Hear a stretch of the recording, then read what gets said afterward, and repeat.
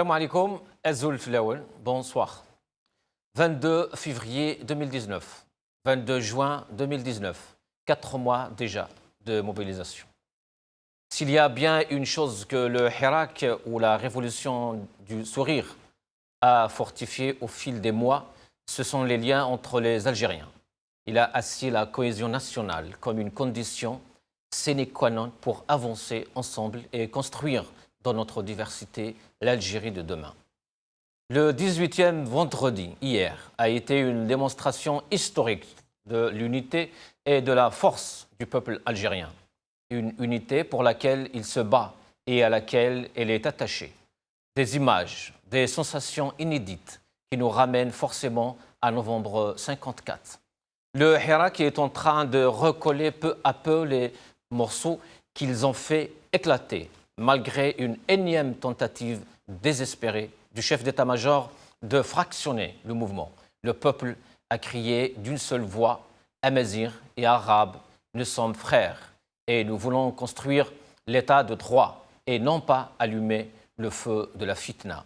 Le peuple a chanté ni Kabyle, ni Mzabi, ni Chaoui, ni Arbi, ni Tergui, Khawa, Khawa. La haine ne nous divisera pas. Finalement, la bonne vieille stratégie du régime depuis l'indépendance, diviser pour mieux régner, a été révélée au grand jour. Les mêmes recettes, les mêmes méthodes, les temps ont changé pourtant. En ce vendredi donc 18e de la révolution algérienne, la révolution populaire, la révolution du sourire, du Hirak, Al-Gaïd a été mis face au mur. Les Algériens lui ont adressé ou dressé le plus beau des portraits. La fraternité, la solidarité, la cohésion, la bienveillance et le refus de la division, de la haine et du mal.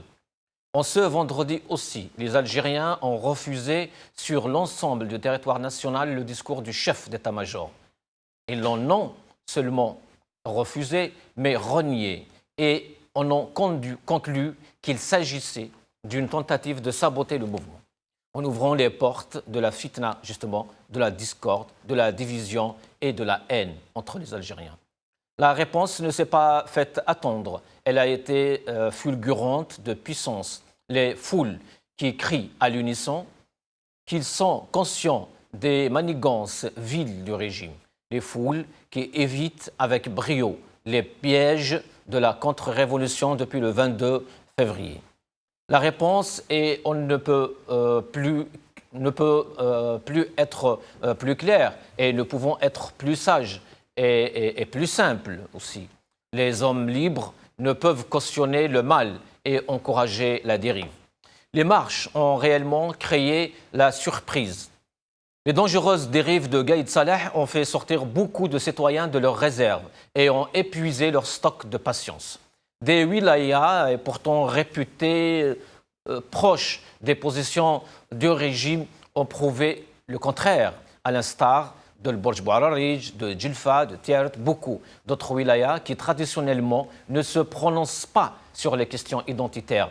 Mais vu l'ampleur des dégâts qu'aurait pu causer un discours pareil et la pente sans frein qu'est en train de prendre le régime des wilayas tels que le Borj, où d'habitude aucun drapeau n'est brandé à part notre drapeau national, des citoyens ont porté l'emblème Amazigh par défi et ont empêché les services de sécurité de les arracher aux gens dans des scènes de solidarité qui fondent le cœur. À Djilfa, les citoyens ont rendu leur verdict et la sentence est sévère, proportionnellement à la dangerosité des propos aussi. On entendait dans la rue Yabnash, Gaïd Salah al-Harraj, qui vivra verra Gaïd Salah al-Harraj. Décidément, ce Hirak ne cesse de nous surprendre, ce qui est plutôt rassurant pour l'Algérie post-22 février. L'Algérie qui mène une révolution pas comme toutes les autres. En ce 18e vendredi aussi, il y a également eu de la solidarité internationale avec les peuples oppressés. Évidemment, la Palestine et les Palestiniens accompagnent les pensées des Algériens, comme d'ailleurs depuis toujours, quelles que soient les circonstances. Les Algériens n'ont pas oublié de rendre hommage au défunt président égyptien aussi, Mohamed Morsi, Allah yarhamou. Certains manifestants ont accompli la prière de l'absent en sa mémoire et ont exprimé leur solidarité avec le peuple égyptien. Des slogans hostiles à Abdel Fattah el-Sisi et au régime militaire ont été scandés. D'un autre côté, Abdelmajid Sidi Saïd, à la tête de l'UGTA depuis plus de 20 ans, quitte définitivement la centrale syndicale. Il a décidé de ne pas briguer un nouveau mandat au poste de secrétaire général. Sur les réseaux sociaux, les Algériens sont unanimes. À l'UGTA, un pourri en chasse un autre. Salim Labtache, qui a succédé à Sidi Saïd hier lors d'un congrès qui ne répond à aucune norme de démocratie, s'est singulièrement distingué par sa totale soumission au clan Bouteflika. L'ex-secrétaire général de la Fédération des travailleurs de l'agroalimentaire, FTA, était connu pour son goût immodéré pour les affaires. Ancien député du Parti des travailleurs, le PT, il a divorcé avec cette formation politique après un putsch raté, d'ailleurs, commandé par le régime contre sa direction légitime. La lutte pour la libération de la centrale syndicale historique doit donc continuer, a écrit Rachid Ikhnous. Finalement, les Algériens ont bien compris que le régime est prêt à tout pour se maintenir en vie, comme il a toujours fait jusqu'à présent. Semer la haine, semer le doute, semer la terreur, à force de pratiquer sur le peuple vos expérimentations. Sachez, monsieur le décideur, qu'elle a développé de puissants anticorps. Yassil Gaïd, il faut se rendre à l'évidence. Échec et mat, vous avez joué, vous avez perdu. Partez.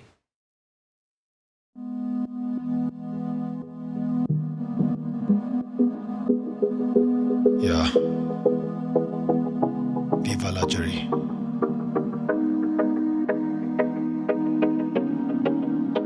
Algérie.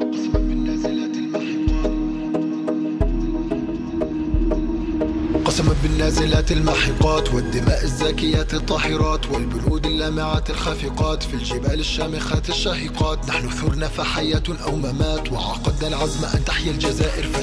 فاشهدوا لن تخرسونا واسمعوا. عزفنا لحنا بالبارود بإرادة أبية. مات 1.5 مليون شهيد لنأخذ الحرية. أخرستم الأفواه بالعشرية السوداء. ضللتم الشعب وأخفتموه من الدماء. من قصة مبهمة وحقيقة معدمة جعلتم الجزائر بلاد منسية. سجنتم العقول وأعدمتم الحرية.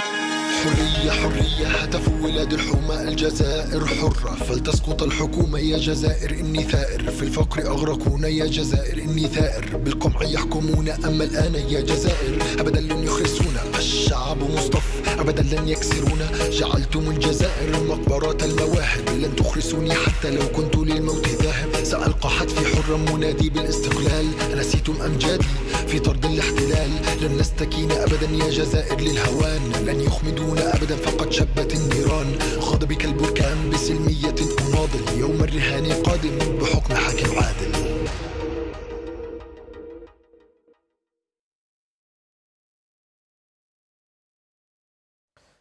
« 18e vendredi, union et mobilisation ». C'est le titre de notre émission d'aujourd'hui. Et pour en parler, j'ai tout le plaisir d'accueillir ici sur le plateau deux invités que vous connaissez très bien. À ma droite, M. Hassan Hirsch, analyste politique, docteur en sciences économiques. M. Hirsch, bonsoir, Azoul. Oui, bonsoir. Bonsoir à notre ami Hassan et bonsoir aux téléspectateurs. Merci pour l'invitation. Bon, Hussein, pas loin de Hassan, Hussein Jidel, anthropologue. Hassan Hussein, oui, c'est pareil. Al-Hassan ou Al-Hussein. مرحبا بك. راك تشوف فيهم. لازم عبد الله يورينا هذا المشهد. ايه شوف فيهم الحسن والحسين هم هنا. فوالا. inséparables. Merci, bienvenue, مرحبا بكم. Avec nous aussi par téléphone, Fatah Tétouche, militant politique. Fatah Tétouche par Skype. Bonsoir Fatah. Bonsoir Bonsoir invité, bonsoir aux téléspectateurs. Donc Hassan et Hassan Hiresh et Hussein Djibel. Voilà, merci pour l'invitation. Merci Fatah. يعطيك الصحة. Hassan Hiresh, je commencerai par vous. 22 février 2019, 22 juin 2019, 4 mois de mobilisation, de révolution pacifique, révolution du sourire à Mons. Je suis entièrement satisfait de ce que le peuple algérien a accompli comme mission, mais je mets toujours en garde que nous sommes toujours sur la ligne de départ et non pas sur la ligne d'arrivée. Donc cette ligne de départ, nous avons énormément d'acquis. Nous avons beaucoup d'acquis. D'abord la mobilisation historique du peuple algérien qui dit non au système en place depuis 1962. Et donc un peuple algérien qui demande non pas des réformettes, comme on le lui suggère, mais un changement radical, révolutionnaire. Pacifique. Bien sûr, et qui reste toujours pacifique. Là, je crois que c'est une des caractéristiques qu'il faut effectivement rappeler à chaque fois, parce que c'est un exemple non seulement pour la région, pour l'Algérie, le Maroc, la Tunisie, l'Afrique, mais c'est un exemple pour le monde entier. Je crois que ça démontre non seulement de la conscience politique des Algériens, ça démontre aussi qu'il y a un cap. Il y a un cap et il y a une persévérance. Et les Algériens ont envie que leur pays soit attractif. Soit attractif pour ses propres enfants, attractif pour le monde entier. Nous avons besoin que des gens viennent vers nous, des ingénieurs, des étudiants, des touristes, des amis, etc., des alliés. Il faut qu'on sorte de l'isolement. Des Algériens aussi qui retournent chez eux. Oui, s'ils le désirent, bien évidemment.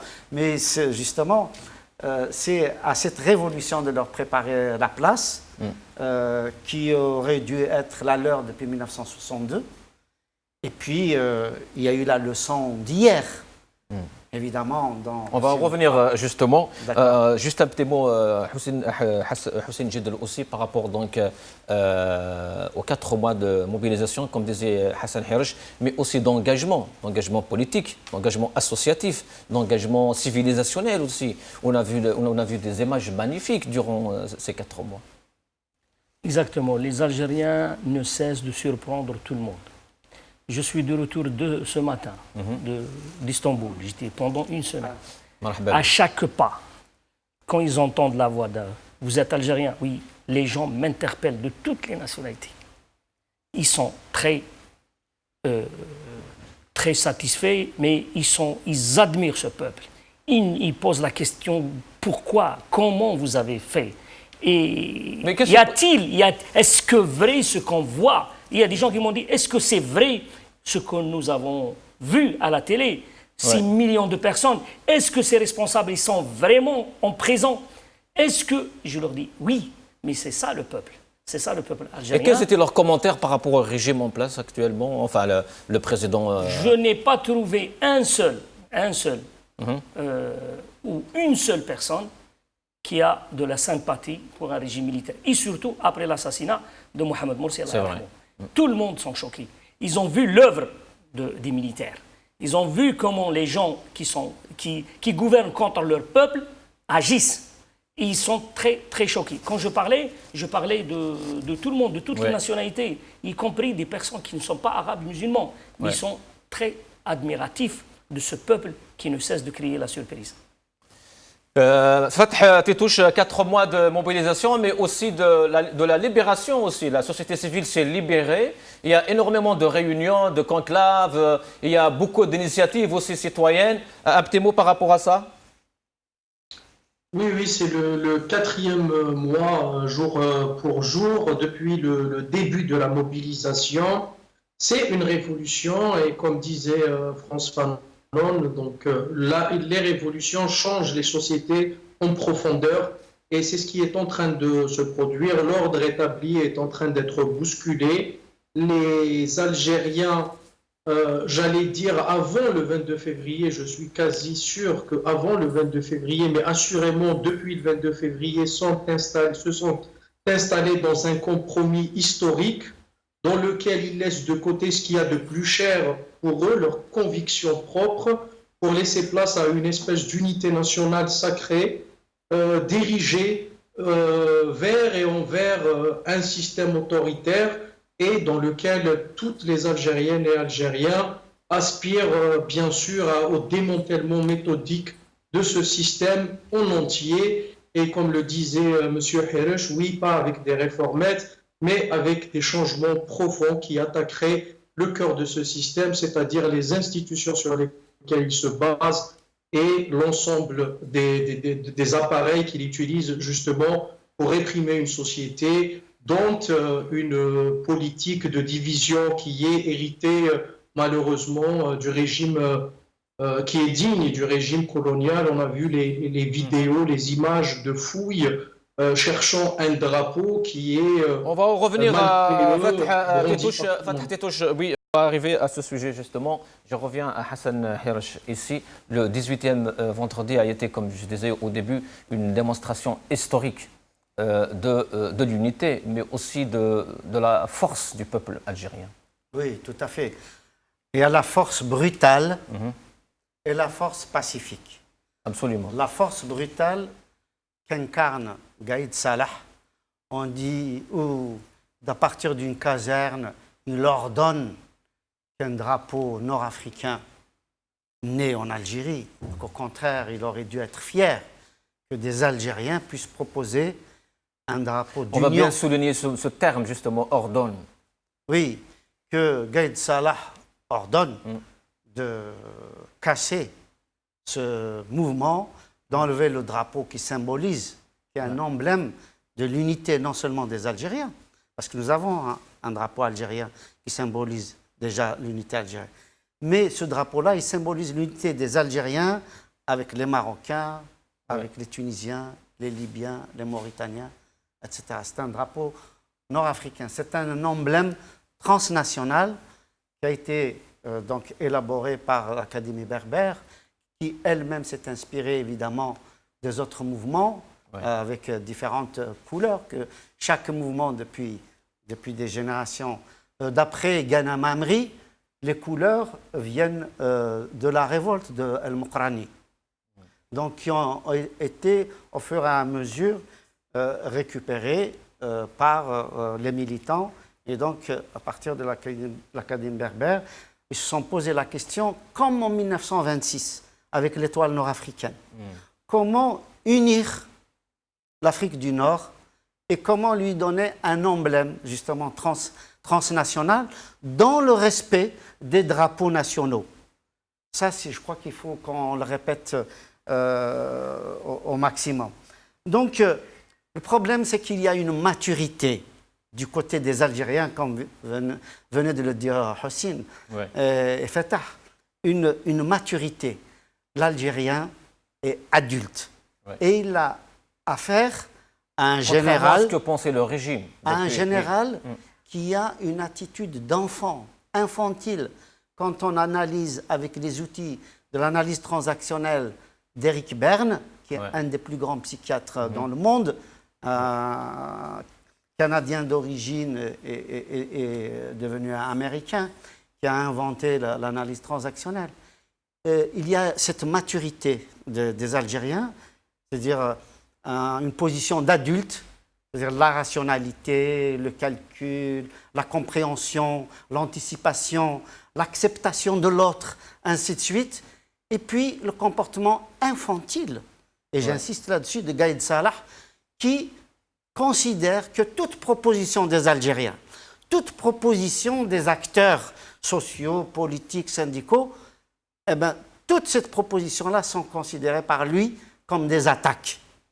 Et donc, ce genre de comportement est un comportement infantile, parce que Gaïd Salah aurait dû encourager, au contraire, ce drapeau-là, aurait dû dire, eh bien, c'est ce que je cherche moi aussi, c'est l'union non seulement des Algériens, mais aussi la construction de l'Afrique du Nord, d'une unité nord-africaine, de façon à ce que l'Algérie non seulement assure ses frontières, sauf mais que lui, il regarde trop loin. Oui, Les Émirats arabes, l'Arabie saoudite. Ben oui, mais il se trouve que du côté Émirats et Arabie saoudite, on a vu concrètement. Ils ont cassé le Yémen. Ils veulent casser le Qatar. Les révolutions. Ils veulent casser le Qatar.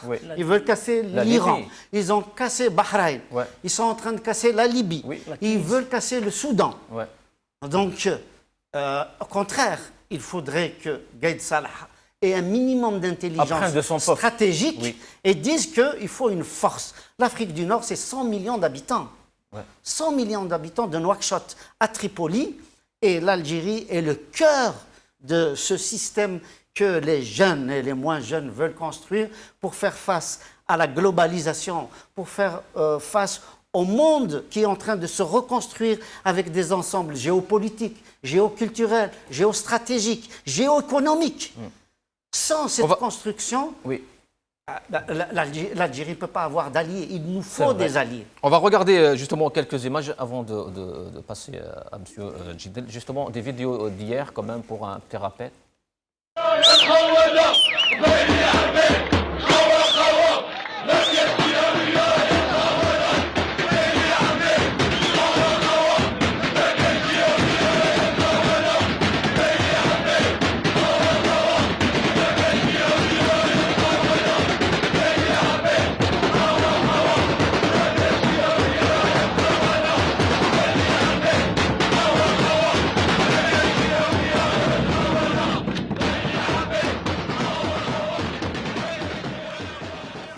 Très belles images, M. Djidel. Qbaili, Arbi, Khawa Khawa, Khatina al-Jihawiya.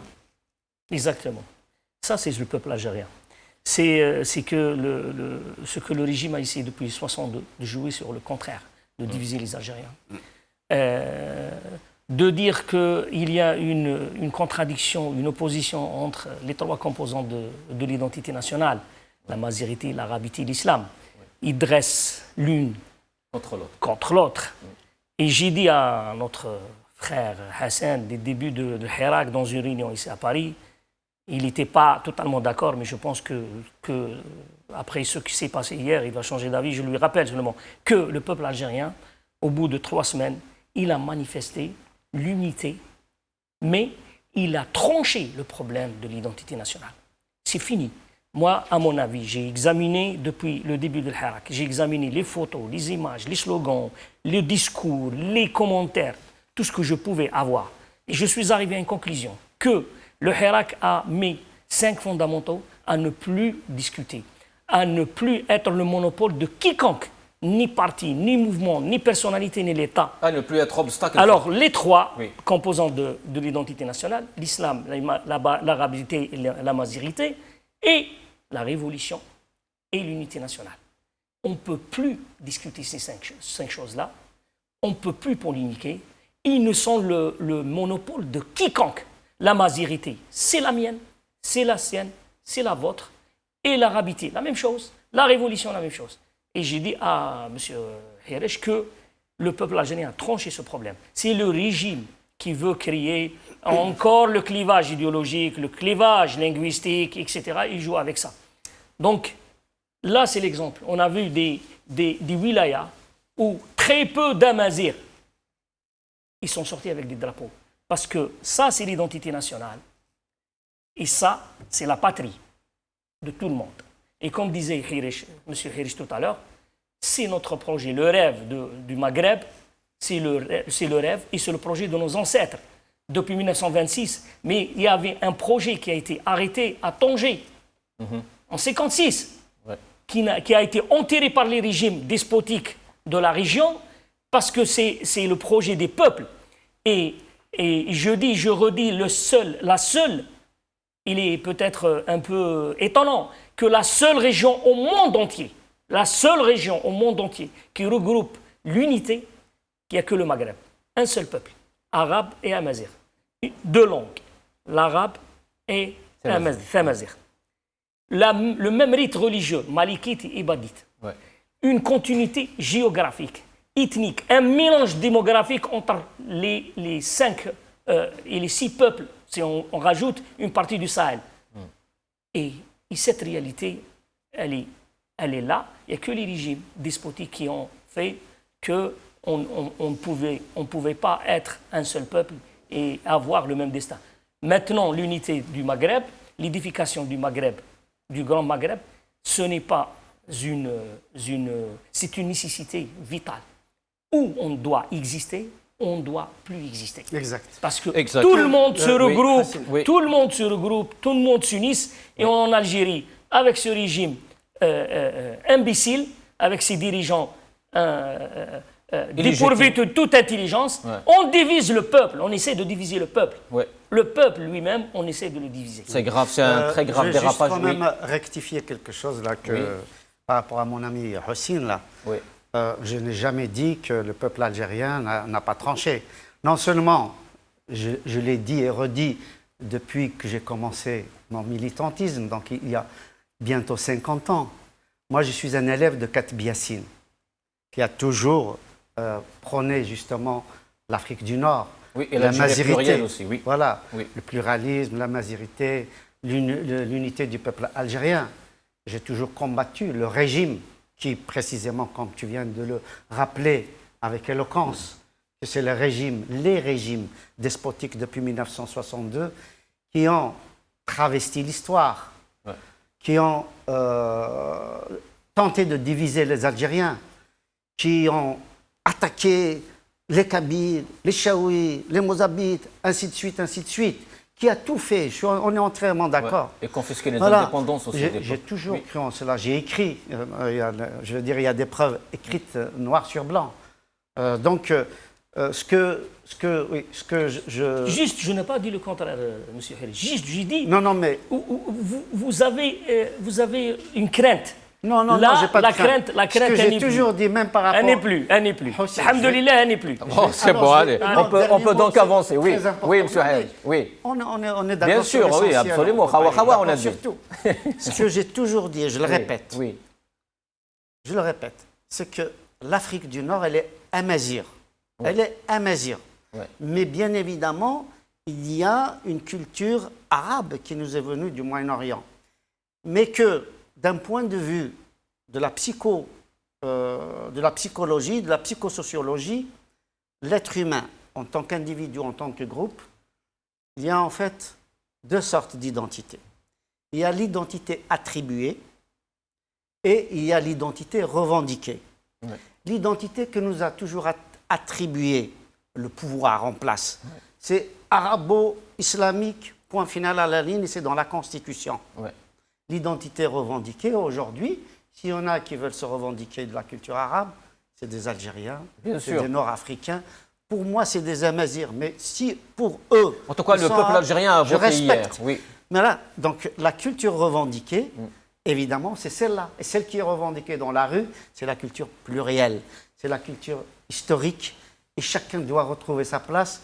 Ce que cherche la rue algérienne, c'est qu'on ne veut plus de cette culture imposée par les pouvoirs en place, par les pouvoirs dictatoriaux, qui ordonnent, même pour un drapeau.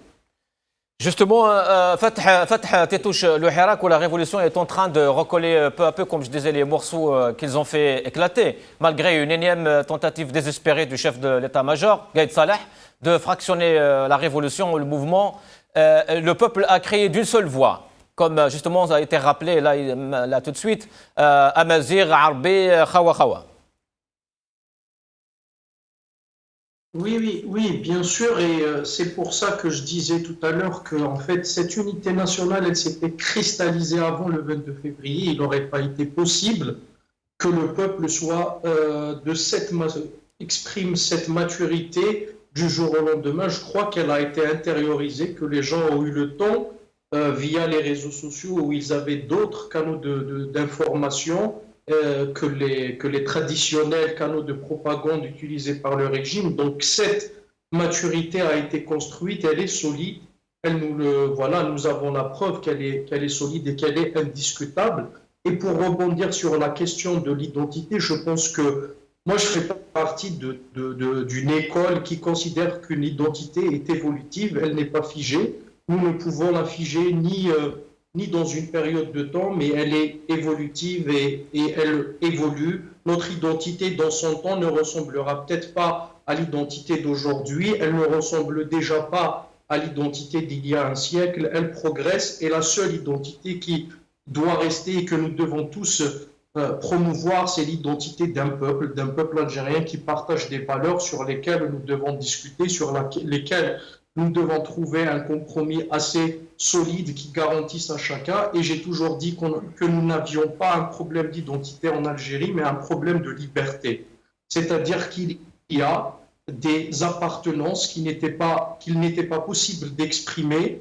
Il y a une langue qui a été oppressée, qui a été instrumentalisée. Il y a une religion aussi qui a été instrumentalisée. Donc il y a ce genre d'appartenance auquel les gens aspirent, qui ont été réprimés, qui n'ont pas eu l'occasion de s'exprimer. Et c'est cela notre problème. Aujourd'hui, nous avons imposé en tant que peuple d'exprimer justement nos appartenances. Nous nous sommes réappropriés les espaces publics et c'est par ces espaces publics que nous exprimons pleinement donc nos appartenances. Et donc voilà, là on a une base solide pour avancer justement sur d'autres questions, sur les questions de l'avenir.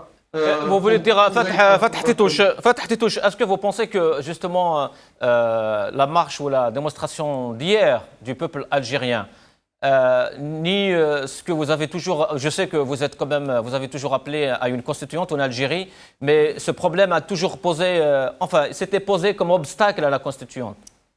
Est-ce que ce problème, c'est bon, c'est éliminé? Je pense que le problème n'existait pas. Oui. Je pense que le problème n'existait pas, il y avait les craintes. Alors, il y a une différence entre une crainte exprimée d'ailleurs par une élite, mais à tort ou à raison. Les craintes sont toujours bien parce que ça nous donne de la lucidité, ça nous aide à bien baliser les processus comme cela qui sont porteurs de risques. Donc, pour moi, déjà, quand bien même il y aurait eu ce problème-là, il n'aurait pas été évacué juste simplement parce qu'on aurait fait une présidentielle et qu'on l'aurait évité et qu'on l'aurait laissé s'exprimer dans la rue. Il fallait un jour le résoudre et ne pas aller dans une fuite en avant. Effectivement, comme le disait Hussein Jidel, oui, il y a un compromis historique autour de ces valeurs-là et je pense que, oui, ce problème-là, cet argument-là utilisé de la peur et de la crainte contre un processus constituant doit cesser justement et qu'on aille dans des discussions profondes autour des mécaniques. Je voulais dire juste encore une chose. L'Assemblée constituante ou l'Assemblée nationale constituante est un outil. Ce n'est pas la fin en soi. Une présidentielle en est un autre outil. Maintenant, la chose sur laquelle nous ne devons pas diverger, c'est sur l'objectif. Il ne peut pas y avoir de compromis avec des partis qui ne partagent pas l'objectif de la refonte ou du changement radical du régime et de cette rupture justement franche avec le régime. À partir du moment où on est d'accord sur cet objectif-là, je pense qu'en ayant la discussion sur les mécanismes à mettre en place pour assurer pour garantir de la manière la plus légitime le passage à cet État démocratique et de mon point de vue, un passage par une élection d'une assemblée constituante qui sera représentative d'absolument tous les courants du peuple. Et si on garantit justement, on prend le temps de renouveler la classe politique, je pense qu'on arriverait à un véritable compromis historique. Plus que ça, nous aurons peut-être une constitution des plus modernes dans le monde. Restez avec nous, Fatah Titouche. Monsieur Hirsch, on va regarder encore une vidéo et après on continue. علامنا ونديروا راينا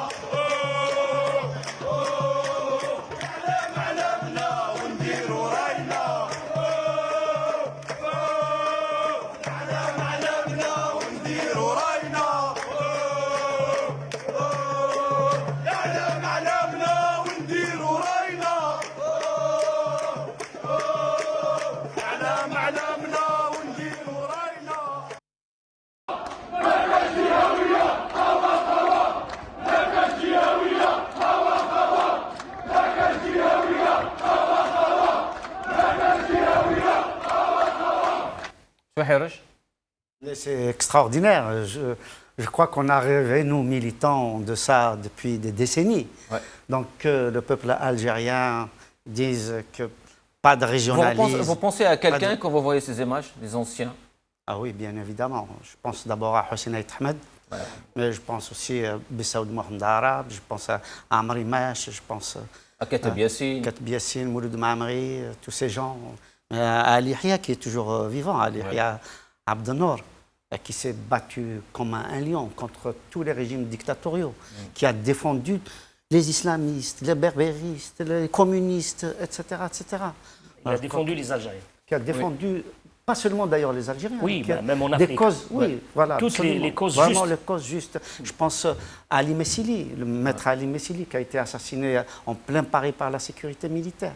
Je pense à tous ceux qui ont donné leur vie pour que l'Algérien vive libre. Ça, on devra rendre hommage aux militants des différentes indépendances, des droits de l'homme, etc. Bon, je crois que nous leur devons beaucoup.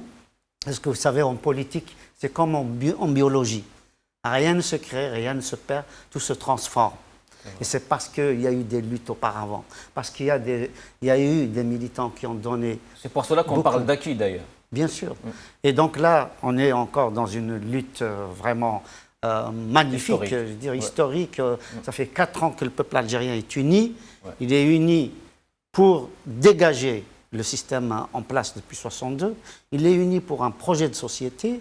On voit bien, quand j'entends « Alam alamna ou Ndiro Raina », tous les drapeaux sont les nôtres. Le drapeau algérien, le drapeau nord-africain. L'Algérie nous appartient. Quand ils disent Ndiro Raina, c'est que l'Algérien a envie d'être acteur de son destin. Il ne veut plus être passager de l'avion, il veut être copilote. Ils vont finir avec la dictée du régime. Absolument.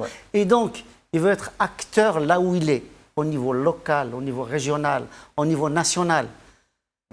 Ils disent non au régionalisme, mais peut-être justement pour mieux lutter contre le régionalisme, c'est peut-être réhabiliter la régionalisation. Pourquoi la régionalisation? D'abord, ça empêcherait que de Hydra ou de Zeralda, on décide pour Adrar, pour Tamanrasset, pour Constantine. La décentralisation. Oui, etc. Pour concrétiser tout ça, il faut déjà chasser le régime qui est en place. On y arrive. Comme disent les non, mais Algériens. c'est pour dire que c'est ça le projet. Ndiro Raina, comment? Il faut donc qu'il soit acteur de son destin à tous les niveaux. Ça fait partie du génie du peuple aussi. Quand ils disent ça, Dielna, ça veut dire l'Algérie nous appartient. Et c'est tout à fait comme ils disent c'est le recouvrement de la souveraineté du peuple. Absolument. Sur tous les sujets. Tous les sujets n'échapperont pas au peuple. Il n'y a plus le régime qui dicte, qui est très haut, qui connaît et que le peuple qui exécute. Surtout aujourd'hui, M. Djiddel, aujourd'hui, au moins il y a 10 ans, il y a 5 ans, il y a peut-être 1 an, 2 ans, on parlait d'un régime. Aujourd'hui, on parle d'un seul homme, on parle de Gaïd Salah. On ne parle pas d'un seul homme, on parle de le commandement militaire. Oui, le commandement militaire. Il est le porte-parole, il est le porte-parole du commandement militaire. Et malheureusement, ce porte-parole, il est dépourvu d'intelligence, de communication, de savoir-faire. Il se comporte comme un chef de caserne. À chaque fois, le langage, même dans l'écrit, ce n'est même pas dans la parole uniquement. Dans l'écrit, il est en ordonne, vous exécutez. Pas de transition, pas de négociation. Il faut les présidentielles le plus tôt possible. Si une négociation, ils en parlent, mais bon... Il ne parle pas de négociation, il parle de dialogue. Il dit, non, dans son discours, l'avant-dernier, pas de négociation. Nous, l'armée, on ne négocie pas. Eh bien, il va négocier le commandement militaire parce que c'est le peuple qui prime, qui veut ou qui ne veut pas. Aujourd'hui, ils sont dans l'impasse. Ils sont incapables. Ils ont échoué depuis des mois successivement. 5e mandat, ils n'ont pas pu le faire. Le dialogue de Ben Saleh n'a pas eu lieu. Le vote de 4 juillet n'a pas pu avoir lieu. Le dialogue de Gaïd Salah est tombé dans l'eau. Et la manipulation d'hier, c'était la dernière carte et dernière cartouche. C'est fini. Ces gens-là, qu'est-ce qu'ils veulent? Ils sont devant le fait accompli. Une transition voulue par le peuple, ils doivent l'accepter, ils doivent se soumettre à la volonté du peuple, qui veulent ou qui ne veulent pas. Ils ne peuvent pas s'opposer à 10 millions d'Algériens qui ont exprimé clairement ce qu'ils veulent, clairement et sans aucune ambiguïté. Il n'y a que les relais de régime qui sont en train de vendre de l'illusion. Oui, comme il a dit Makari aujourd'hui, une transition, on va faire un président de 5 ans de transition. Il parlait, il fait une déclaration, non, si vous nous laissez participer, on ne présentera pas de candidat. Mais allez-y, présenterez un candidat. Vous n'aurez rien du tout. C'est des offres de service, vous pensez? Exactement. Il est en train de faire passer un message des militaires, du commandement militaire. Et ça, on le sait. On a vu le même titre. Ça fait un mois et demi, on a entendu dans les coulisses. On a vu le même titre par rapport à Abdallah Jaballah aujourd'hui dans la presse. Abdallah Jaballah, c'est autre chose. Abdallah Jaballah, il parle directement d'un dialogue, etc. Oui.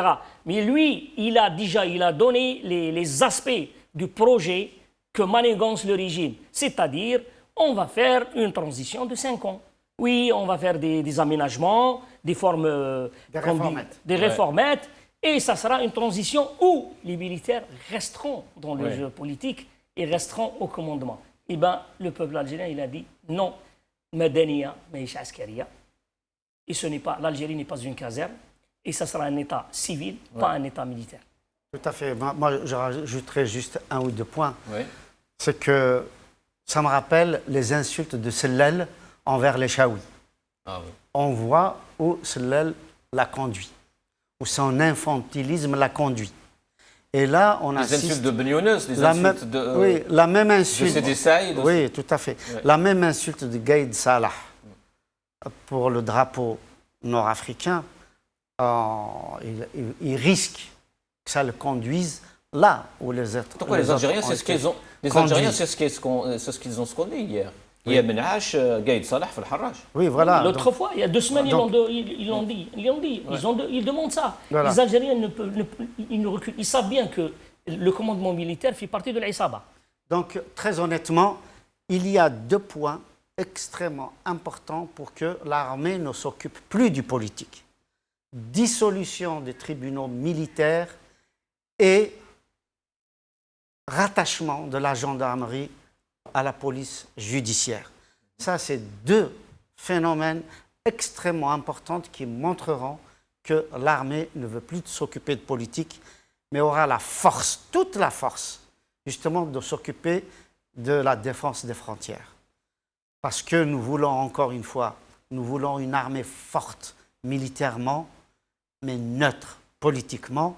C'est comme ça que l'Algérie sera un des pays attractifs au monde et il sera un pays de démocratie et l'armée aura le rôle que lui assignera la Constitution, c'est-à-dire tout simplement la défense nationale. Fatah Titouche El Gaïd donc a été mis face au mur hier pour parler un peu de la profondeur aussi du vendredi d'hier. C'est qu'il y avait une réponse politique aussi à Gaïd Salah. Au-delà des drapeaux, de l'emblème national, il y a beaucoup de slogans qui ont été scandés pour demander justement son départ et à ce qu'il soit jugé aussi, lui d'ailleurs, Gaïd Salah et toute l'Aïsaba. Ils ont parlé de la justice aussi et surtout le devoir, l'obligation, l'urgence d'aller vers une transition. La demande du départ de Gaïd s'est plutôt amplifiée et généralisée hier, mais elle existait déjà depuis 3 semaines. Mais en fait, c'est normal parce que Gaïd Salah cristallise en fait ce système-là. Il est la vitrine et le porte-parole, celui qui va recevoir les coups. C'est pour ça que j'ai pas arrêté moi de dire que Gaïd Salah, dont le haut commandement militaire, est l'homme le plus faible parce que c'est celui qui est mis justement au devant de la scène. Je pense que les plus virulents sont ceux dont on n'entend pas le nom et qui justement écrivent les discours de Gaïd Salah qu'on peut remarquer qui sont parfois contradictoires ou parfois utilisent des tons TON différents. Et pour rebondir rapidement sur les propositions ou les propos de M. Heresh et de M. Jidel, par rapport à la régionalisation, moi je pense qu'il faudra que ça se fasse d'une manière progressive. C'est mon point de vue. Hein.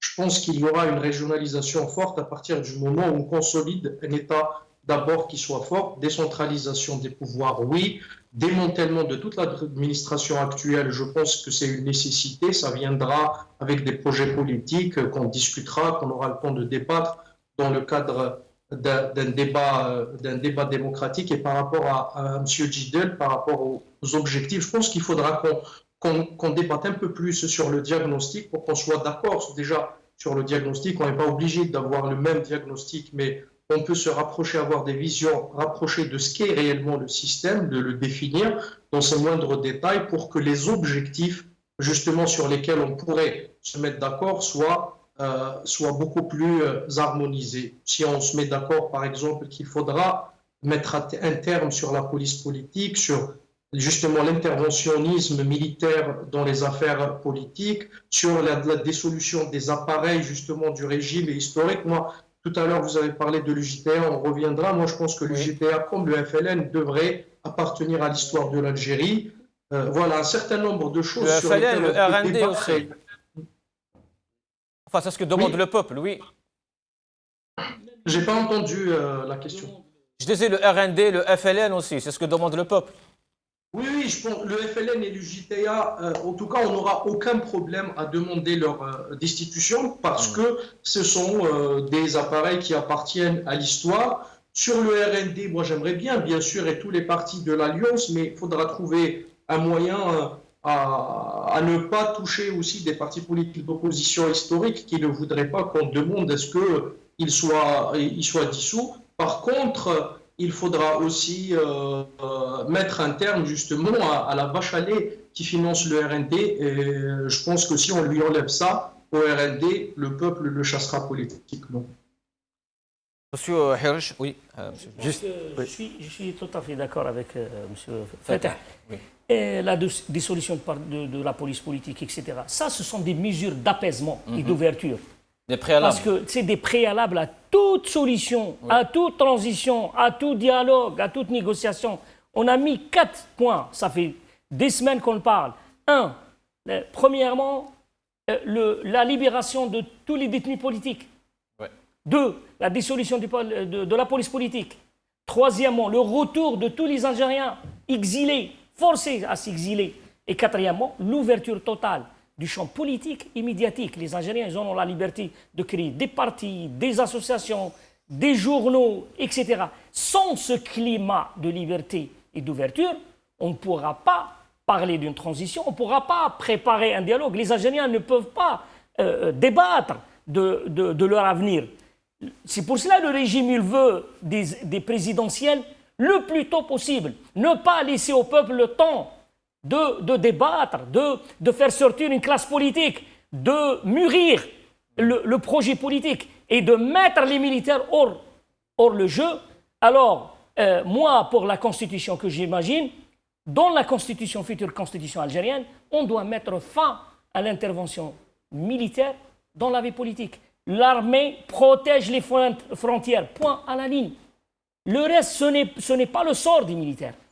C'est le sort du politique et que chacun prenne ses responsabilités.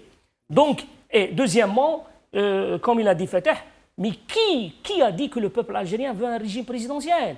Et peut-être un régime parlementaire.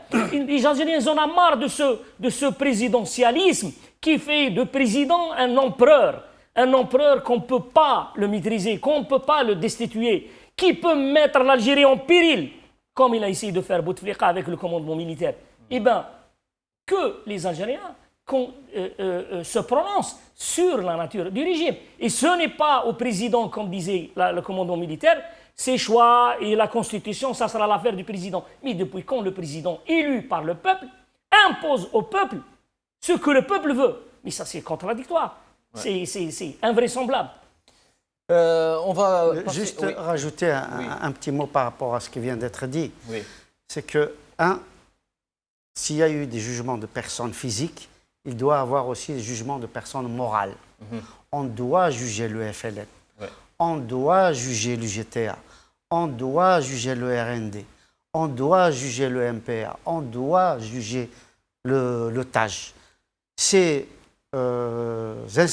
organismes-là, ce sont justement ceux qui organisent la Isaba. Ce sont eux les piliers du système. Est-ce que ce n'est pas tombé dans justement le jeu du régime si on parle de jugement, RND et tout? Parce que le peuple, lui, il dit bon, il tenait après on verra ce qu'on peut faire. Non, mais pour que justement on puisse aller vers de vraies élections, etc.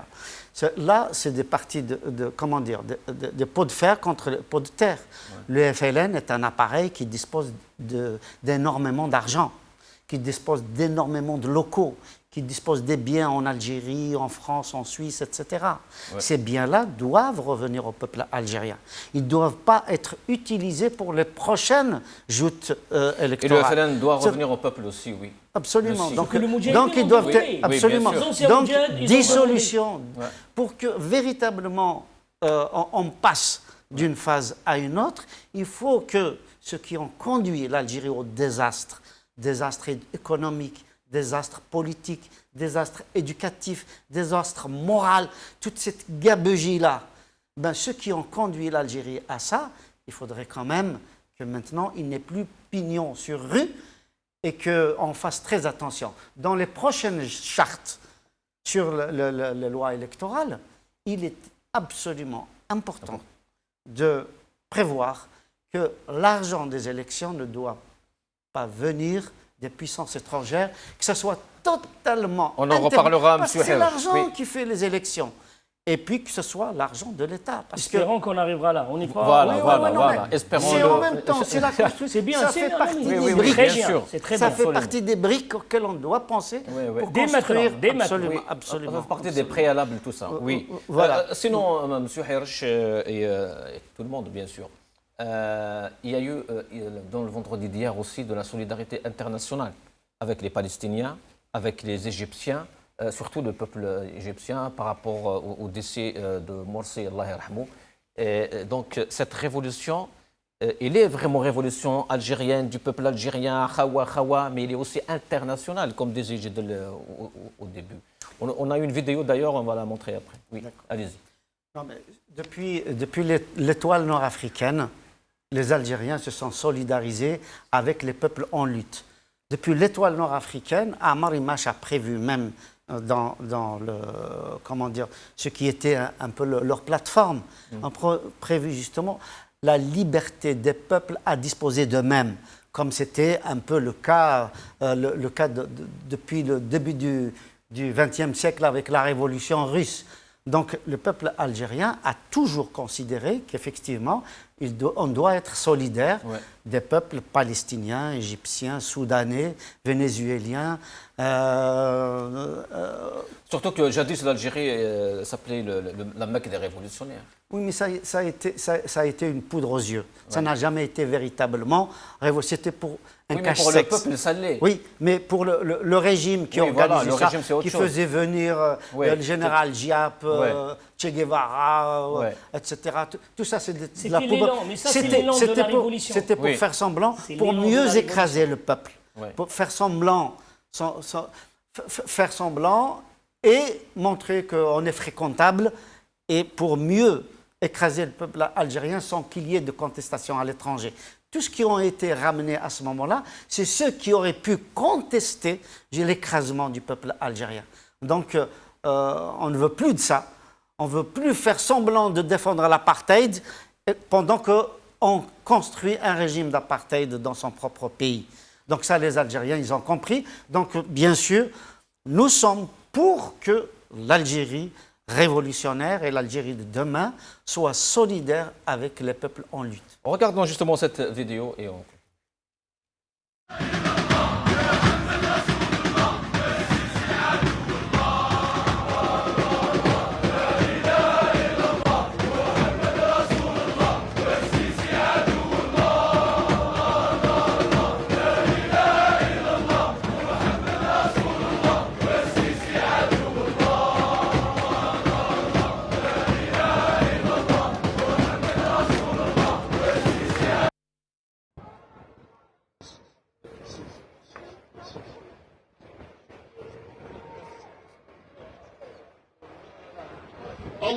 الله أكبر.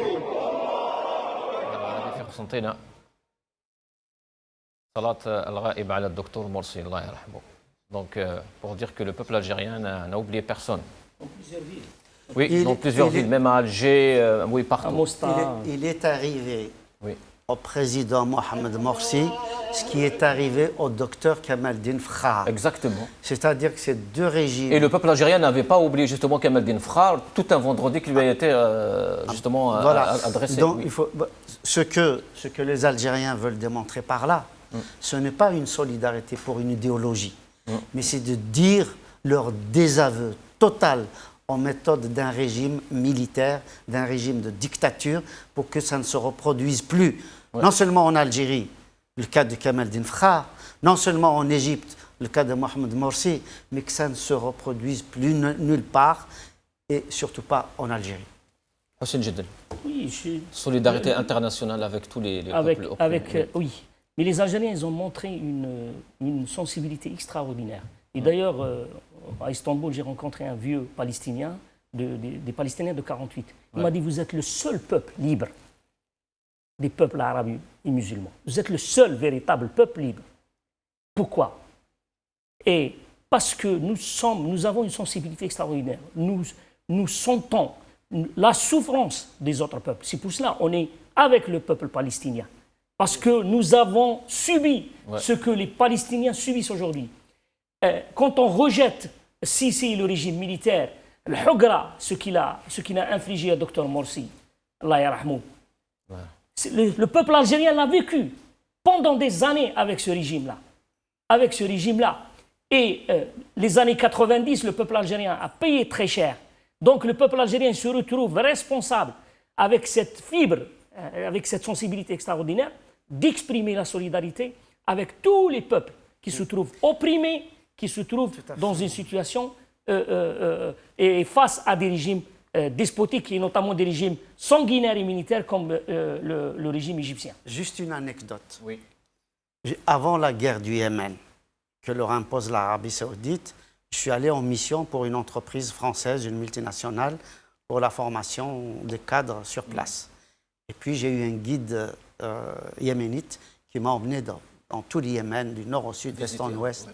Et donc j'ai connu la ville martyre de Hodeïda, une charmante ville près de la mer Rouge, quelque chose d'extraordinaire. J'étais dans un village en plein Hadramaout, vraiment au fin fond du Yémen. C'est là qu'il y avait un projet pétrolier et gazier au Yémen où plus de 4 milliards de dollars ont été investis. Quand ils ont su que j'étais algérien. Parce qu'au départ, je passais pour un Français. Ouais. Et le soir, on avait organisé un repas. Tout de suite dans les bras. Non seulement tout de suite dans le bras, ils m'ont tenu Bled Amiroch. Bled Amiroch. C'était pas Bled Bembella ou Boukharouba ou Zidane. Bled Amiroch. Donc c'est dire effectivement qu'ils voient dans le peuple algérien un peuple en lutte, un peuple qui va non seulement libérer la société algérienne, mais va contribuer d'une façon forte à libérer les peuples opprimés. Fatah Tétouche, sur ce point, la solidarité internationale, le peuple algérien n'a pas oublié l'Égypte hier, n'a pas oublié la Palestine surtout, et en brandissant les drapeaux aussi. Hein. Katb Yassine, dans Nejma, parlait en fait d'une patrie née de plusieurs viols et il a imaginé une reconstruction de cette partie autour des différentes composantes de cette nation algérienne. Oui, l'Algérie est née en fait d'un long processus de décolonisation qui a duré, donc un processus où la colonisation a duré des millénaires et elle est née sur des valeurs plutôt universelles parce que c'est sur les valeurs de dignité, de liberté, de souveraineté du peuple. C'est sur ces valeurs-là que s'est construite en réalité notre révolution. Il est du coup normal que le peuple algérien, héritier et issu de ce genre de révolution, d'être solidaire de tous les peuples opprimés. D'ailleurs, on a parlé de feu Hossein Ahmed. Hossein Ahmed avait adressé une lettre à Yasser Arafat, à feu Yasser Arafat à l'époque, en lui disant essaye de sortir de ce communautarisme arabo-musulman parce que votre cause est une cause juste, c'est la cause de la liberté, de la dignité, et c'est en cela que vous allez avoir les soutiens de tous les peuples parce que votre juste est effectivement juste. Et faites de votre cause une cause humanitaire, oui. Le décès ou le meurtre, on peut dire, le meurtre du président Sisi, donc Allah yarhamou, voilà, ça nous renseigne aussi. Parce qu'on a des régimes un peu pareils, un peu similaires, des régimes militaires dans les deux cas, et ça nous renseigne aussi des risques à prendre en allant dans une présidentielle avant le démantèlement complet du régime. Merci Fatah Tétouche. Restez avec nous. Bon, Fatah Tétouche, il a dit, moi, Sisi, Allah yarhamou, bon, c'est pas grave. Oui, en tout cas, c'est une mort politique. Mort politique, Sisi. Voilà. Mort sociale aussi. Parce que... Mais beaucoup ont parlé aussi de mort politique de Gaïd Salah et sociale. Mais bien sûr. Hier, justement. Hier, c'était la mort politique de Gaïd Salah. Ça, c'est évident. Le peuple algérien a montré que les ordres contre nature qu'il donne à la société algérienne, ça ne peut pas passer. Fatah Waqila, il voulait rajouter quelque chose. Oui, Fatah. On n'est pas pour la censure ici. Hein. Je ne peux pas me permettre ce lapsus, oui, le président Morsi, oui. Et j'espère que ça serait la mort politique de Sisi en Égypte aussi, qu'elle soit programmée par le peuple frère égyptien. Restez avec nous, Fatah Tétouche, on passe à un autre sujet. Abdelmajid Sidi Saïd, M. Hirosh, qui était à la tête de l'EJTA depuis, enfin, il y en a depuis 20 ans. Ce monsieur, c'est tout à fait comme Bouteflika. Depuis l'époque préhistorique. Voilà. Voilà. Et depuis les dinosaures. Il y a eu une petite vidéo, je ne sais pas, Abdallah, si elle est prête ou pas, on le voit en partant dans la voiture. Et il a dit à une journaliste, si, je reviens. Regardons la vidéo, si elle est là.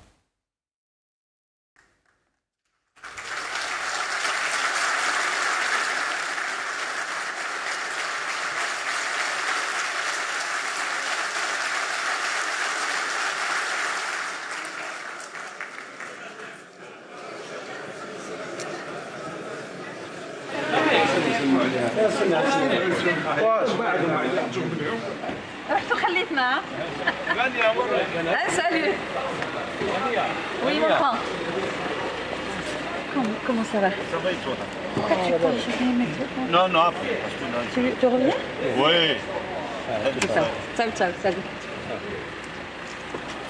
Tu reviens et il a dit oui bien sûr Ils vont tous revenir il quitte l'UJTA malgré lui oui parce qu'il y a justement une ambiance nationale qui fait qu'il est lui aussi décrié. Mais est-ce qu'en quittant l'UJTA, est-ce qu'il quitte ses funestes actions, ses funestes projets, qui est en fait tout simplement de broyer le travailleur algérien au profit d'un pouvoir dictatorial. Pourquoi, quand on voit le successeur de Sidi Saïd, M. Hirosh, Salim Labacha, on comprend tout. Hein. Non, mais de toute façon, c'est... Du tout, alors là, c'est pire. L'UJTA, au même titre que le FLN, c'est un relais du régime, c'est un appareil du régime. C'est une organisation de masse. Elle a empêché l'émergence de syndicats autonomes. Elle a interdit la reconnaissance des syndicats autonomes. Elle a conduit les travailleurs à reconnaître un régime de dictature. Elle a poussé les travailleurs. Bien évidemment, on sait très bien que c'est une coquille vide en réalité. Il n'y a que des oligarques, il y a que, comme disait Hussein tout à l'heure, c'est un appareil d'État, un appareil d'organisation de masse qui est dans le système algérien depuis 1962. Et on sait que l'UJTA a été créé dignement dans un Abdelnour Alihia, qui est membre fondateur aussi de l'UJTA. Ça a été créé dignement dans un contexte extrêmement difficile, où des travailleurs algériens en lutte, véritablement en lutte, pour l'intérêt de tout le peuple algérien, pour l'intérêt de la nation. Et finalement, ça a été totalement dévoyé depuis 1962. Le dévoiement de l'UJTA depuis Sidi Saïd, c'est comme le dévoiement de l'Algérie depuis l'arrivée de Bouteflika. symboliquement, c'est quelqu'un qui il représente le même funeste projet qui est d'asservir la société. Funeste, c'est bien le terme, parce qu'on va regarder, M. Djedel, une vidéo justement là où il a insulté le peuple algérien, carrément. Oui. C'est des Saïd. Alors je ne comprends pas pourquoi certains, pour le plaisir de dire non, ils disent non.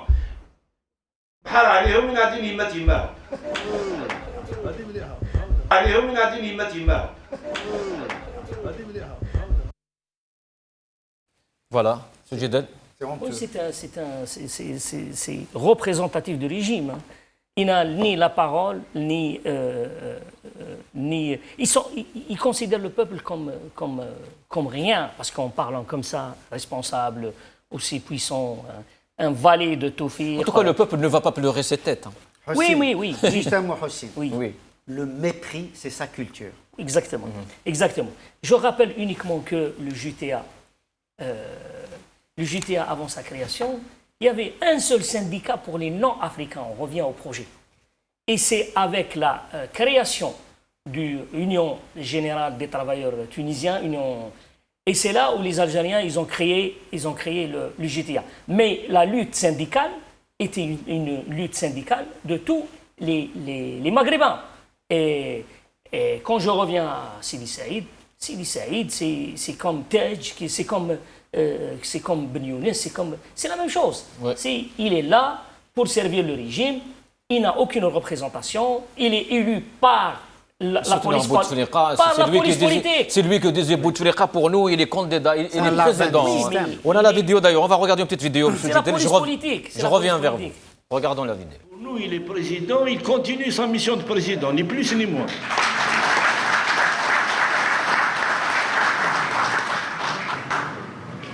Donc, et en même temps... Pour nous, il est président, il est président. Exactement, il a quel âge? Il a voisiné les 70 ans. Non, il a voisiné 80 au moins. Ah oui. Alors, qu'est-ce qu'il a avec les travailleurs? Si ce n'est pas plus. Il devait être, ça fait 15 ans en retraite. Il ne devait plus être dans le monde des travailleurs. Mais comme c'est un appareil c'est un maillon du système. Oui, c'est un appareil d'État, appareil de régime. Donc, il est là pour servir les projets du régime. Être avec le régime contre les aspirations du peuple. C'est son rôle. Il est très bien récompensé. Très bien récompensé. C'est une personne qui s'est vachement enrichie. Vachement enrichie. On connaissait bien ici, à Paris. Donc, il était abordé. Donc, ce genre de trucs qui sont abordés récemment aussi. Donc, ce sont des gens qui servaient le régime en contrepartie de se servir eux-mêmes et copieusement. Fatah Tétouche, Salim Labtacha qui a succédé à Sidi Saïd justement hier dans un congrès, bien sûr, qui ne répondait à aucune norme de démocratie. C'est singulièrement distingué par sa totale soumission au clan Bouteflika. Yani même le nouveau, là, voilà, il a été désigné par, bien sûr, Jma'a d'en haut. Qu'est-ce que vous en pensez de tout ça? On va pas vers le changement, le peuple a raison. Mais bien sûr, en fait, c'est pour ça que moi je demande la dissolution de l'UJTR parce qu'il n'y a pas lieu de la reconstruire. Il y en a des camarades qui voulaient la réappropriation de l'UJTA et tout. Moi, je suis personnellement contre cette idée pour deux raisons. La première, c'est qu'il est impossible de récupérer cet appareil. Et la deuxième raison, c'est que je ne suis pas partisan du centralisme syndical. Il faudrait permettre l'existence de syndicats, de plusieurs syndicats autonomes, représentatifs des corporations et des réalités, selon les réalités des travailleurs. Là, c'est les deux raisons. Encore, le GTA, en fait, aussi dit Saïd, en fait, c'est le produit, c'est le produit de tout un système. Alors, il ne fait pas que prendre de l'argent et servir Bouteflika, il sert aussi à l'intérieur, il distribue la rente à l'intérieur, en fait, de ce syndicat pour faire taire les luttes légitimes des travailleurs et pour essayer un peu d'asphyxier toute révolte sociale des travailleurs algériens. Donc, du coup, il avait un rôle important, d'où justement la dissolution de ce syndicat pourrait être quelque chose d'assez important, notamment aussi comme un signal aussi pour plusieurs syndicats autonomes. Il y en a qui sont vraiment autonomes, il y en a aussi qui sont à l'image de l'UGTA aussi. Donc, du coup, la dissolution de ce syndicat pourrait donner en fait des idées à des travailleurs qui sont syndiqués dans d'autres syndicats autonomes pour une reconstruction justement du secteur syndical au sein de la société algérienne. Restez avec nous, Fatah. On va regarder une petite vidéo pour dire que le Hirak ou la révolution du sourire continue. Donc, il y a chaque jour, il y a des actions. Le peuple sort dans la rue, M. Djedel. Justement, le gouvernement illégitime, il est encerclé, assiégé par la population. On va regarder le Wali de Tizi Ouzou qui a essayé aujourd'hui de rendre visite à une localité, je pense c'est Azfoun. Regardez l'accueil chaleureux qui lui a été réservé.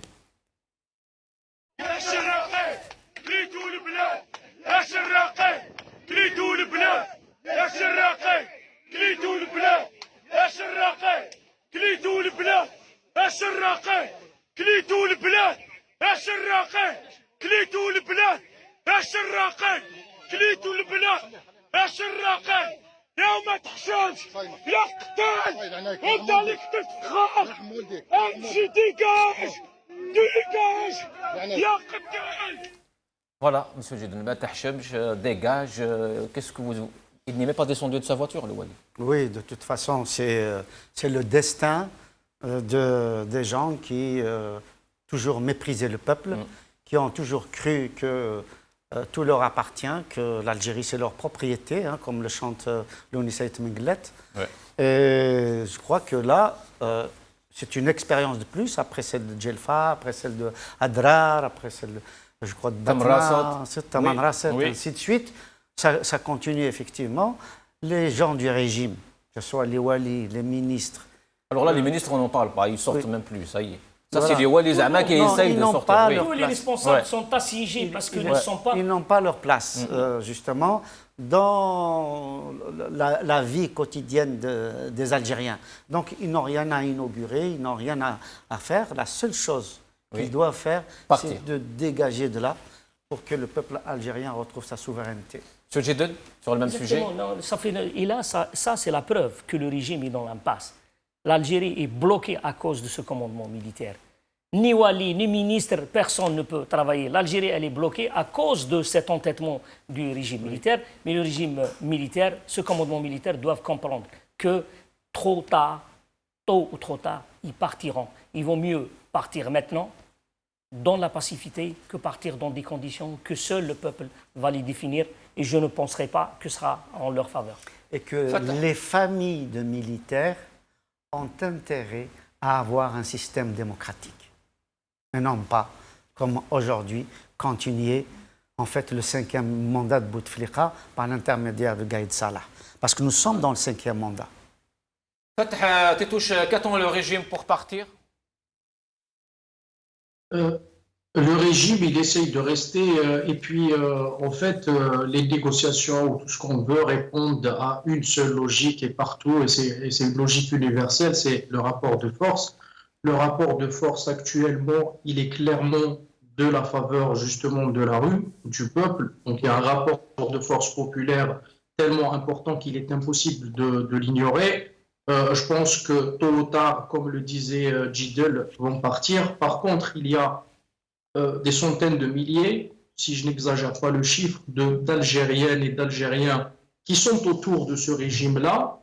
Et je voudrais rappeler juste que Hannah Arendt, qui est une des plus éminentes philosophes du siècle dernier, quand elle avait étudié le procès Eichmann et le nazisme, avait expliqué sa théorie sur la banalité du mal, c'est-à-dire que les gens, quand ils cessent de réfléchir, sont capables justement de soutenir ce genre de régime et d'être capables des pires atrocités. Donc qu'un policier ou qu'un journaliste ou que n'importe quel fonctionnaire puisse croire qu'il pourra justifier son allégeance à ce genre de régime parce qu'il serait juste quelqu'un qui recevait des ordres et qui exécutait, non, parce qu'il faudra qu'il questionne sa conscience et sa responsabilité individuelle. Elle est pleinement engagée et ça, l'histoire va l'écrire et ça, personne ne va le pardonner. Et on a vu ce qui s'est passé avec les nazis après la défaite justement du régime nazi en Allemagne.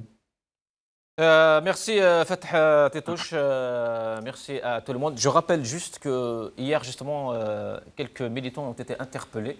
D'ailleurs, on a vu sur Facebook, sur les réseaux sociaux algériens, énormément d'appels. Je ne sais pas si vous avez vu ça, Monsieur Djidel. Moi, j'étais en voyage, mais je suivais ça. Ils font chaque jour, ils vont prendre une dizaine de personnes qui arrivent les premiers sur les lieux, etc., pour dissuader le reste. Mais on ne peut pas... La liste est là. On ne peut pas, oui, on ne peut pas. Ça, ce sont les gens qui sont passés devant le juge. Ouais. Et ça, absolument, il faut qu'ils les libèrent, ces gens-là. Ce sont des Algériens qui libèrent l'Algérie du commandement militaire.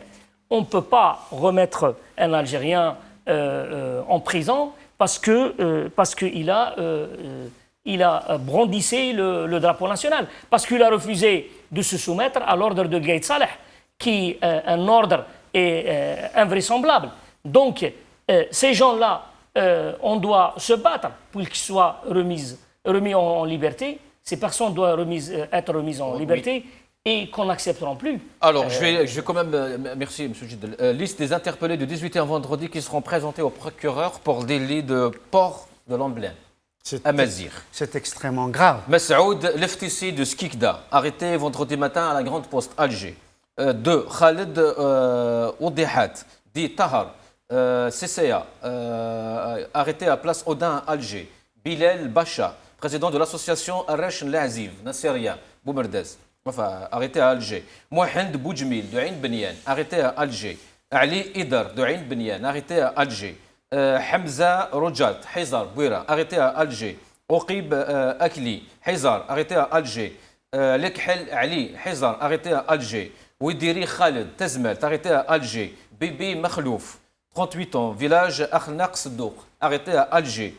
Tessa Nasser, 33 ans, Bni Maouch Bijaya, arrêté à Alger. C'est extrêmement grave, ça me rappelle les années obscures, ça me rappelle les années 65 avec le coup d'État de Boumediene où on a arrêté à droite à gauche tous les militants. En 1980, on a arrêté les militants berbérisants qui étaient pour la démocratie, pour la misérité. Les années noires des années 90, 2001, on a arrêté. Donc on n'est pas sorti de l'auberge. Si, on est sorti de l'auberge parce que le peuple algérien ne laissera pas ça. Voilà. Parce qu'ils peuvent arrêter 10, 20, 100, 1000 personnes, 2000, 3000, 10 000. Mais c'est 48 wilayas. C'est des millions d'Algériens qui brandissent de plus en plus les deux drapeaux algériens et nord-africains. C'est des millions d'Algériens qui brandissent des pancartes pour que ce système dégage, pour qu'il y ait une reconstruction de l'Algérie, pour qu'il y ait une nouvelle Algérie ouverte, tolérante, attractive, qui pense à ses enfants, qui n'a qu'une seule préoccupation, c'est le devenir de l'Algérie et un devenir prospère où on sera fier de notre pays. Absolument.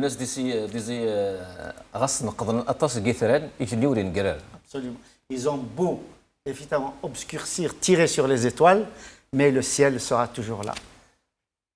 Hussein Djidel, honorable. Moi, je suis très, très content. Je suis très optimiste. Ce peuple algérien dont j'appartiens à ce peuple qui est magnifique. Quand vous sortez à l'extérieur, nous ne sommes plus les Algériens il y a quelques mois qui baissaient la tête, qui avaient honte de dire que nous sommes Algériens. Merci. Maintenant, nous sommes fiers de le dire. Merci Hussein Djidel, merci Hassan Hirash, merci Fatah Tétouche, merci à vous toutes et à tous. قيمة ديال هنا السلام عليكم.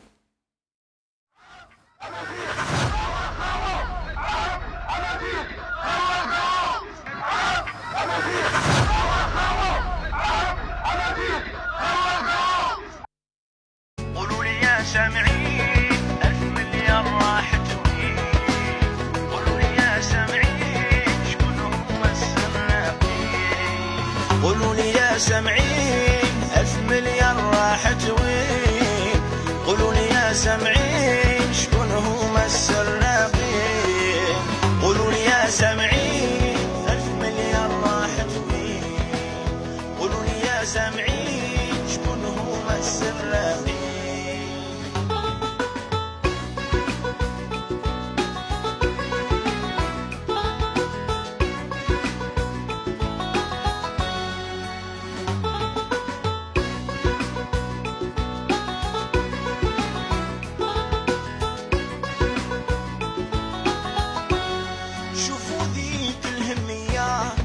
تجار معون نورية التعليم والتربية هردتهم الاثنين تخلط في الهوية تاع الجزائريين.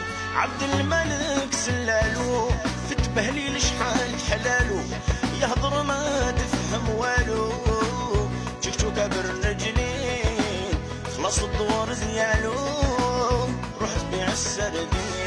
شوفوا ذاك العار متبهدل تحت جار بعد في الطالع ما نقدر روحوا رانا غالقين بعد يومين الغى القرار قالهم كنا خبطين. الله يستر ما من ويايا حضر يصالنا في الرايا معاه نسى تعيش هنايا الزوالي مسكين مع اليهود عنده حكاية وناش الفيطامين.